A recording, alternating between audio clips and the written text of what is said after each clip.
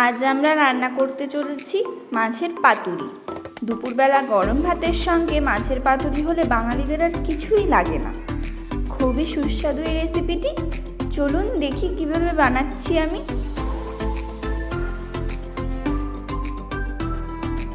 মাছের পাতুরির জন্য আমাদের লাগছে আলু।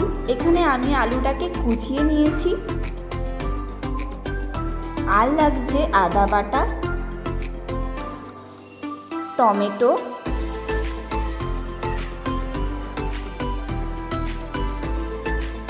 আর পেঁয়াজ।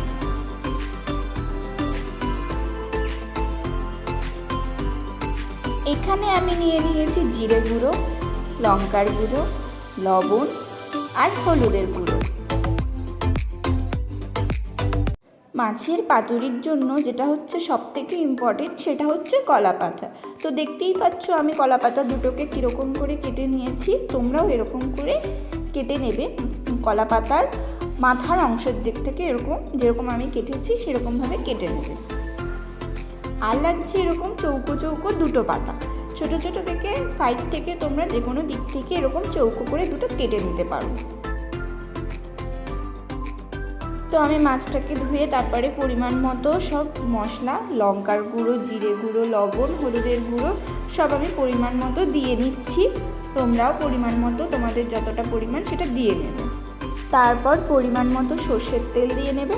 তোমাদের যতটা পরিমাণ লাগবে তোমরা ততটা দেবে। আমার এখানে যতটা লেগেছে আমি ততটাই দিয়েছি। তারপরে দিয়ে নেবে হচ্ছে পেঁয়াজ, তারপর টমেটো, তারপর পরিমাণ মতো আদা বাটা।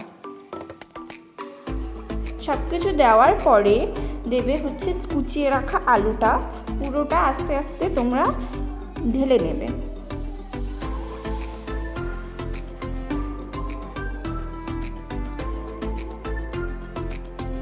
তারপর দেখো আমি যেরকমভাবে মাখছি সব কিছু একসঙ্গে, মশলা, আলু, মাছ সব কিছুকে একসঙ্গে তোমরা এরকমভাবে মেখে নেবে।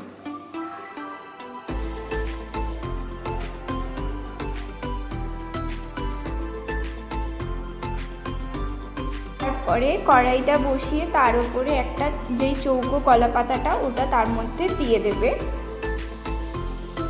তারপরে একটা থালা নেবে, তোমাদের যে কোনো থালা তোমরা নিতে পারো। আমি এই থালাটা নিয়েছি। তার উপরে কলা পাতাটা দিয়ে দেবে। দেখো কীরকমভাবে বসাচ্ছি সেরকমভাবে বসিয়ে দেবে। তারপর পরিমাণ মতো তোমাদের যতটা লাগবে সেই পরিমাণ মতো তোমরা সর্ষের তেল দেবে। সর্ষের তেল দেওয়ার পরে আলতো হাতে চারিদিকে কলা পাতায় আমি ওটা লাগিয়ে নিলাম সর্ষের তেলটা। তারপরে মাছগুলোকে আমি সুন্দর করে সাজিয়ে দেব। আমি যেরকম করে সাজিয়ে দিচ্ছি ঠিক সেরকম করেই তোমরা সাজাতে পারো।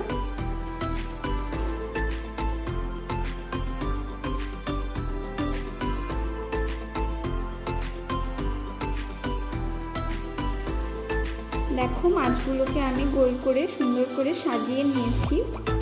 মিডিলটা তোমরা ফাঁকা রাখবে। মিডিলটাতে যে আলু, টমেটো, পেঁয়াজ, আদা যে মশলা দিয়ে আমরা মেখে নিয়েছিলাম সেটা আমি মিডিলে দেব। চারিদিক থেকে মাছের ওপর থেকে দেব। দিয়ে তারপর আলতো হাতে আমি ওটাকে সুন্দর করে সাজিয়ে নেব।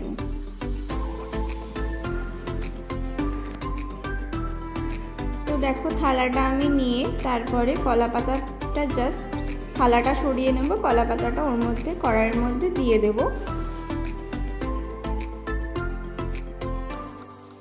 দেখো মাছের পাতুরিটা খুব সুন্দরভাবে কড়াইয়ের মধ্যে বসে গেছে। দেখো কোনো দিক থেকে নড়া চড়া কিচ্ছু হয়নি। তারপর মাছ পাতুরিটাকে এরকমভাবে ঢেকে দেবে। ঢেকে তারপরে আলতো আঁচে তোমরা মাছ পাতুরিটাকে জাল দেবে। ওই আঁচটা যখন দেওয়া হয়ে গেছে, ওটা যখন হয়ে গেছে দেখছো, তো আরেকটা কড়াই তোমরা বসিয়ে নেবে। কড়াইয়ে ছোটো কলা পাতাটা দেবে। আরেকটা বড় কলা পাতা যেটা ছিল ওটাতে গামলায় যেরকম আমরা ঢেলে নিয়েছি মাছটা, সেটা উল্টে একটা থালায় কলা পাতাটা রেখে এরকমভাবে আমি যেরকমভাবে উল্টালাম সেরকমভাবে উল্টে নেবে। খুব সাবধানবশত এটা করবে, কারণ অনেক সময় করতে গিয়ে ওটা পড়ে যায়। তারপরে দেখো আমরা সেমভাবে প্রথমে যেটা করেছি সেরকমভাবে আমরা মাছটাকে কড়াইয়ের মধ্যে ঢেলে দেব। দেওয়ার পরে দেখো উপরের কলা পাতাটা আমরা সরিয়ে নেব, যেহেতু ওটা হয়ে গেছে তো ওটাকে আমরা তুলে বাদ দিয়ে দেব।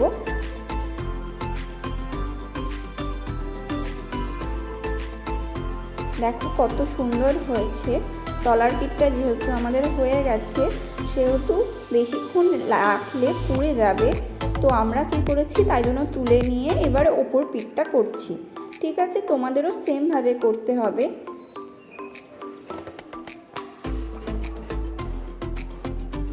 তো দেখো আমি পরিমাণ মতো আবার ওপর থেকে সর্ষের তেল দিয়ে নিচ্ছি। তোমরাও সর্ষের তেল চাইলে দিতে পারো, নাহলে করে যেতে পারো। তো মাছ পাতুরিটা আলতো আছে, তাই অনেকক্ষণই তোমরা জাল দেবে। তারপরে আস্তে করে গামলাতে কড়াই থেকে ওটা নামিয়ে নেবে। নেওয়ার পরে দেখো মাছ পাতুরিটা কত সুন্দর দেখতে হয়েছে, পুরো লাল লাল ভাব চলে এসছে। তো আমাদের মাছ পাতুরিটা কমপ্লিট হয়ে গেছে। তো খেতেও যেরকম টেস্টি, দেখতেও সেরকম অসাধারণ। তো রেসিপিটা জানিও কেমন হয়েছে। তোমরাও বাড়িতে ট্রাই করো, ট্রাই করে কমেন্টে অবশ্যই জানিও যে কীরকম লেগেছে। তো আশা করব আমার চ্যানেলটিকে তোমরা খুব সাপোর্ট করবে। প্লিজ একটু সাবস্ক্রাইব করে দিও, পাশে থেকো, সাথে থেকো।